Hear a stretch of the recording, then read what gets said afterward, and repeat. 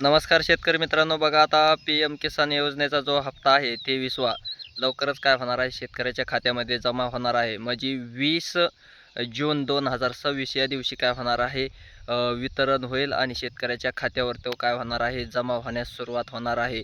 मग पात्र लाभार्थी जे शेतकरी आहेत, ज्यांना अविरतपणे हप्ते चालू आहेत आतापर्यंत, इथून पाठीमागचे पूर्णचे पूर्ण हप्ते भेटलेले आहेत, अशा शेतकऱ्यांना काय होणार आहे, त्याचा लाभ मिळणार आहे. त्यांच्या खात्यावर हे पैसे जमा होण्यास सुरुवात होणार आहे. आणि मग जे शेतकरी यांना अद्याप हप्ता काय झालेला आहे, स्टॉप झालेला आहे, रोखलेला आहे, अशा शेतकऱ्यांनी काय करायची आहे, KYC दुरुस्तीची प्रक्रिया चालू आहे.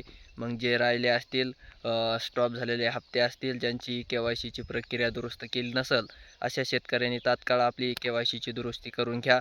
म्हणजे येणारा 23वा हप्ता 20 तारखेच्या आतमध्ये काय होणार आहे, तुम्हाला जमा होणार आहे. 20 तारखेला काय होणार आहे, हप्ता वितरण होईल आणि शेतकऱ्याच्या खात्यावर जमा होईल.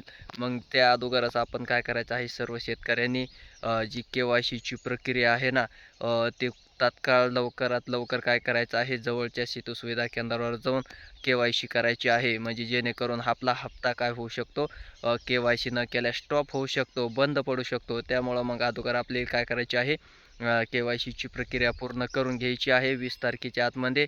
आणि नंतर मग हप्ता काय होईल, आपल्या खात्यावर काय होणार आहे, पडणार आहे. हे सर्व शेतकऱ्यांनी काय करायचं आहे, लक्षात घ्यायचं आहे. कारण तुम्हाला KYCची प्रक्रिया करणं बंधनकारकच आहे आणि करावीच लागणार आहे.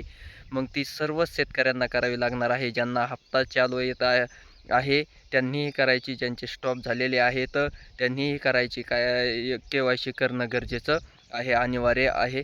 धन्यवाद.